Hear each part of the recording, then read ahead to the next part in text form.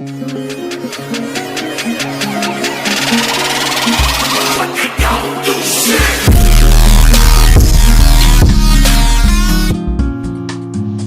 friends, welcome to RKR Samayal not 7.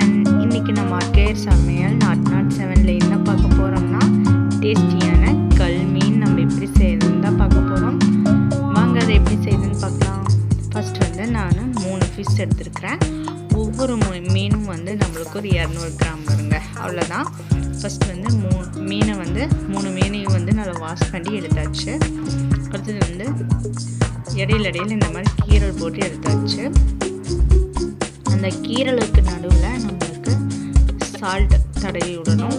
Salt ஏன் இப்படி தடவி விடுறோம்னா இது வந்து அப்படியே நம்ம மசாலா மேலே தடவி விட்டு பொரிச்சு எடுத்தோம்னா மேலே மட்டும்தாங்க அந்த உப்பு அந்த மசாலா பொருட்கள் இருக்கும். உள்ளே இருக்கிற தசை பகுதி வந்து நல்லா ஒரு மாதிரி சப்புன்னு இருக்கிற மாதிரி இருக்கும்.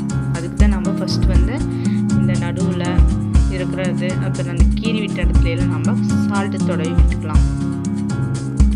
ஓகே, சால்ட்டு தடவி விட்டாச்சு. அடுத்தது ஜிஞ்சர் கார்லிக் பேஸ்ட், இதையும் நாம் நல்லா தடவி விட்டுக்கலாம். எப்படி நம்ம சால்ட் எல்லா இடத்துலையும் தடவி விட்டுமோ இதையும் அதேமாதிரி தடவி விட்டுக்கலாம். ஜிஞ்சர் கார்லிக் பேஸ்ட் வந்து கொஞ்சம் தாராளமாகவே நீங்கள் சேர்த்திக்கலாம். ஓகே, அடுத்தது வந்து நம்மளுக்கு பிடிச்ச சில்லி பொடி எதுவாக இருந்தாலும் சரிங்க, உங்களுக்கு பிடிச்ச சில்லி பொடி சேர்த்திக்கங்க. அதையும் நல்லா தடவி விட்டுருங்க.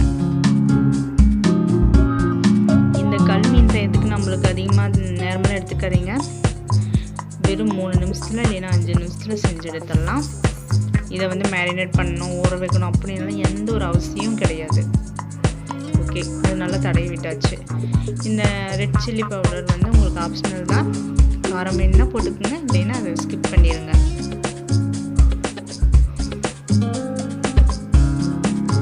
ஃபிஷ்னாவே கொஞ்சம் காரமாக இருந்தால் தான் பிடிக்கும். அதனால் நான் வந்து ரெட் சில்லி பவுடர் மேலே தூவி விடுறேன். உங்களுக்கு வேண்டாம்னா ஸ்கிப் பண்ணிடலாம். ஓகே, அடுத்தது வந்து தோசைக்கல்ல அடுப்பு மேலே வச்சுக்கலாம். அதில் வந்து ஒரு 20 ml ஆயில் விட்டுக்குங்க. ஆயில் வந்து தோசைக்கல்லில் நல்லா பரவுற மாதிரி கொஞ்சம் தடவி விடுங்க.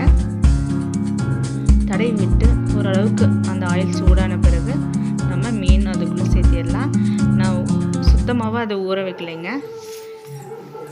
இந்த கல் காயிற வரைக்கும் தான் அது இருக்குது. நான் அப்படியே ஊற வைக்காமல் தான் சேர்த்துறேன். ஆனால் கொஞ்சம் கூட மசாலா உதிராமல் நம்மளுக்கு கிடைக்கும் பாருங்கள். ஸோ ஓகே, இப்போ ஆயில் வந்து காஞ்சிருச்சு. இப்போ வந்து நம்ம மீன் சேர்த்திடலாம். ஓகே, அந்த பக்கம் 2 நிமிஷம் திருப்பி போட்டு இந்த சைடு 2 நிமிஷம் வேக வச்சு எடுத்துடலாம். இன்னொரு டிப்ஸ் சொல்கிறாங்க. மேலே வந்து நீங்கள் வாழை இலை கூட போட்டு நீங்கள் நல்லா குக் பண்ணி எடுக்கலாம். அந்த மாதிரி ரோஸ்ட் பண்ணி எடுத்திங்கன்னா இன்னும் ஃப்ளேவர் நல்லா கிடைக்கும். ஓகே, பாருங்கள் 2 நிமிஷம் நல்லா வெந்துருச்சு. அடுத்த பக்கம் நான் திருப்பி போட்டுட்டேன். கொஞ்சம் கூட மசாலா உதிராமல் நம்மளுக்கு எப்படி கிடச்சிருக்குது பாருங்கள். அது மட்டும் இல்லாமல் ஆயிலும் நம்மளுக்கு நல்லா சேவ் ஆகிருக்கு. ரொம்ப ஆயிலெல்லாம் நம்மளுக்கு தேவைப்படலை. இதே பொரிச்சு எடுத்தோம்னா அதிகமாக ஆயில் தேவைப்படும். அதை வந்து மறுபடியும் நம்ம யூஸ் பண்ண மாட்டோம், கீழே தான் எடுத்து ஊற்றிட்டு இருப்போம். இந்த மாதிரி கம்மியான ஆயிலில் சூப்பராக கல் மீன் நம்ம போட்டு எடுத்தாச்சு. இந்த ரெசிபி உங்களுக்கு பிடிச்சிருந்தா மறக்காமல் நம்ம RKR Samayal 007 மறக்காமல் சப்ஸ்கிரைப் பண்ணுங்கள். பக்கத்தில் இருக்கிற பெல் பட்டனை கிளிக் பண்ணிவிட்டு அதில் ஆளுங்கிற ஆப்ஷனை கிளிக் பண்ணுங்கள். அப்போ தான் நம்ம போடுற வீடியோ உங்களுக்கு நோட்டிஃபிகேஷனில் வந்து சேரும். இதேமாரி உங்களுக்கு பிடிச்ச வேறு ரெசிபி ஏதாவது உங்களுக்கு தெரியணும்னா மறக்காமல் கமெண்ட் பாக்ஸில் கமெண்ட் பண்ணுங்கள். அப்போ தான் உங்களுக்கு என்ன விருப்பமோ அந்த வீடியோ நாங்கள் போட முடியும்.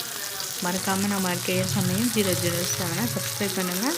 உங்கள் ஆதரவு எங்களுக்கு எப்பவும் முக்கியம். ஓகே, இதே மாதிரி இன்னொரு நல்ல வீடியோவோட நம்ம சந்திப்போம்.